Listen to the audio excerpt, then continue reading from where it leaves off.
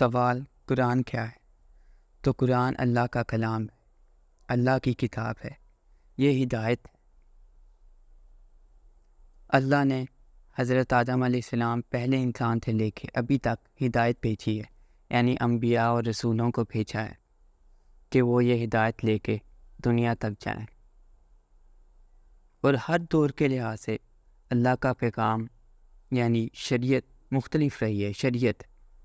مختلف رہی، لیکن اصل پیغام جو تھا وہ ہمیشہ سے ایک رہا ہے، اور وہ اصل پیغام اللہ کی طرف بلانا ہے۔ لیکن وقت کے ساتھ ساتھ انسان کی اپنی کمزوریوں کی وجہ سے انسان اس ہدایت سے دور نکل گیا۔ لیکن جیسے ہی دور نکلا، اللہ نے کوئی نیا رسول بھیجا، کوئی نیا نبی بھیجا کہ جاؤ اور میرا یہ پیغام دنیا تک پہنچاؤ، یعنی ایک پیغام کہ تم نے میرے اصل پیغام میں تبدیلیاں کر دی، یعنی انسان کی اپنی کمزوریوں کی وجہ سے اس اصل پیغام کے اندر تبدیلیاں آ گئی۔ یہ ہے اصل پیغام، اس پہ عمل کرو تاکہ تم کامیاب ہو۔ اور اصل پیغام کیا تھا؟ کہ اے انسان، تمہیں اس دنیا میں کس لیے بھیجا گیا ہے؟ تم نے اس دنیا میں کس طرح سے اپنی زندگی گزارنی ہے، اور اس دنیا کے بعد تمہارے اعمال کا حساب جو تم نے اس دنیا میں عمل کیا، ان کا تمام حساب تمہیں اس دنیا میں دینا ہوگا، یعنی مرنے کے بعد۔ تو اس دنیا میں بھیجنے کا مقصد یعنی تم نے اپنی موت تک، مرنے تک اس دنیا میں عمل کرتے ہی رہنا ہے، کچھ نہ کچھ کرتے ہی رہنا ہے، محنت تمہیں کرتے ہی رہنی ہے۔ لیکن دنیا میں انسان کہاں سے پھنستا ہے؟ یعنی پھنستا وہ کہاں سے؟ وہ پھنستا اس طریقے سے ہے کہ اپنی کسی کمزوری کی وجہ سے وہ غلط راستے کو اپنا لیتا ہے۔ اور اللہ نے یہی تو کہا ہے کہ اس دنیا میں تمہارے اوپر مشکلات آئیں گے، مصیبتیں آئیں گی، لیکن تمہیں میری ہدایت کے مطابق عمل کرنا پڑے گا، یعنی جو میں نے ہدایت تم تک بھیجی ہے اس پہ تمہیں عمل کرنا پڑے گا۔ ہدایت یعنی سیدھی راہ، تمہیں ہمیشہ سیدھی راہ پہ چلنا پڑے گا، اور اگر اس پہ نہیں چلو گے تو جس وجہ سے تمہیں بھیجا گیا اس دنیا میں، وہ وجہ میں تم ناکام ہو جاؤ گے۔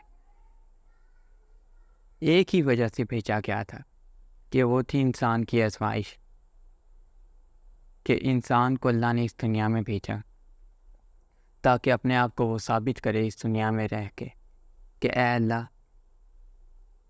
میں تیری ہدایت کے مطابق عمل کرتا ہوں، جو تو نے پیغام مجھ تک بھیجا میں اس پہ عمل کرتا ہوں۔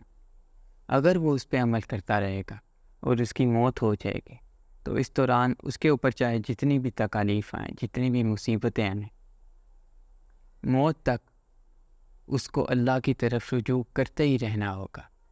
اگر وہ اللہ کی طرف ہے، چاہے اس کے اوپر پہاڑ ٹوٹ پڑے اور وہ چمٹا رہا، اللہ سے ہدایت سے چمٹا رہا، اللہ نے اس کو ثابت قدم رکھا تو وہ اس امتحان میں کامیاب ہو گیا۔ لیکن اگر وہ ڈگمگا گیا، ثابت قدم نہ رہا، تو پھر وہ اس امتحان میں ناکام ہو گیا، اور جس وجہ سے اللہ نے اس کو بھیجا تھا وہ وجہ یہ ہے کہ اے انسان، تمہیں اس دنیا میں تکلیف پہ تکلیف اٹھا کے میرے ہاں پیش ہونا ہے اور اپنے اعمال کا حساب دینا ہے۔ اعمال کیا ہیں؟ کہ جو تکلیف اس کے اوپر آئی اس دنیا میں، اس نے اس تکلیف کا سامنا کیسے کیا۔ ہر انسان کسی نہ کسی چیز سے لڑ رہا ہے، ہر انسان، چاہے چھوٹا بچہ ہو یا پھر کوئی بوڑھا انسان، چھوٹے سے لے کے بوڑھے تک، ہر انسان کسی نہ کسی چیز سے لڑ رہا ہے۔ چھوٹا بچہ وہ روتا کس وجہ سے؟ کیونکہ اس کے اوپر کچھ نہ کچھ تکلیف آتی ہے، یعنی اس کے اوپر کچھ ایسے حالات آئے ہیں جن کا وہ سامنا کر رہا ہے اور ان حالات سے لڑ رہا ہے، اور وہ رو رہا ہے کیونکہ اس میں وہ طاقت نہیں ہے۔ اور وہ حالات بھوک ہو سکتے ہیں کہ اس کے اوپر بھوک آئی ہے، پیاس ہو سکتی ہے کہ اس کے اوپر پیاس آئی ہے، نیند ہو سکتی ہے کہ اس کو نیند آئی ہے، یا اکیلا پن ہو سکتا ہے کہ وہ اکیلا ہے۔ اب اس سے کوئی بڑا بچہ ہے، وہ کس وجہ سے لڑ رہا ہے؟ کیونکہ وہ کھیلنا چاہتا ہے، اور یہ کھیلنے کی جو تمنا خواہش ہے وہ اس خواہش کو پورا کرنے کے لیے لڑ رہا ہے۔ اب اس سے بڑا بچہ وہ بھی کسی نہ کسی وجہ سے لڑ رہا ہے، وہ بھی اپنی کسی خواہش کو پورا کرنے کے لیے لڑ رہا ہے۔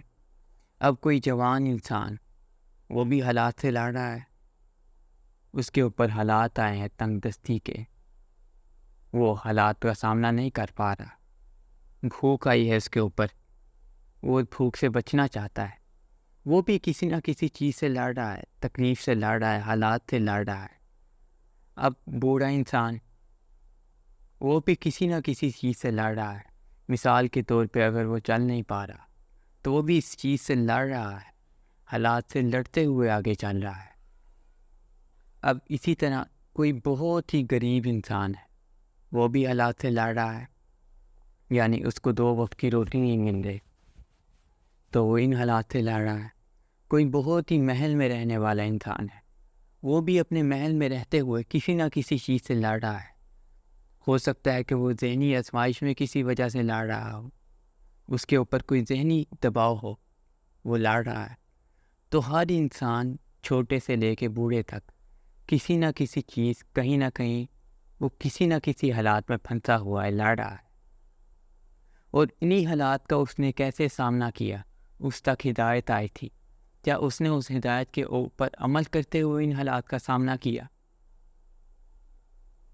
یا پھر ان کے مخالف ان کا سامنا کیا؟ یعنی جو ہدایت آئی تھی، ہدایت کے مخالف ہو کے، ہدایت کے مقابلے میں یعنی باطل سے دوستی لگا کے وہ ان حالات کا سامنا کر رہا ہے، یا پھر جو اللہ نے ہدایت بھیجی تھی اس ہدایت پہ عمل کرتے ہوئے ان حالات کا سامنا کر رہا ہے۔ تو ہر انسان کو اپنی زندگی کے ایک ایک لمحے کا حساب، کہ اس نے یہ زندگی کس طرح سے گزاری، کس طرح سے اس نے اپنی یہ زندگی بسر کی، لڑتے ہوئے بسر کی، جو اس کے اوپر حالات آئے تھے اس نے ان حالات کا کس طریقے سے سامنا کیا۔ تو اللہ کی ہدایت یہ ہے، پیغام جو اللہ نے آج تک انسانوں تک بھیجا وہ یہی ہے، اور قرآن ہمیشہ قیامت تک باقی رہے گا، اور قرآن کا پیغام بھی یہی ہے کہ ہدایت کی طرف رجوع کرو تاکہ تم کامیاب ہو، اور اس دنیا میں تم جس طرح بھی اپنی زندگی بسر کر رہے اس کا تم حساب دو مرنے کے بعد، اور پھر وہاں پہ اپنا انعام پاؤ، بدلہ پاؤ، یا پھر اگر تم نے باطل کے ساتھ دوستی لڑائی تو پھر اس کی سزا پاؤ۔ تو یہ ہے قرآن کا اصل پیغام، یعنی ہدایت۔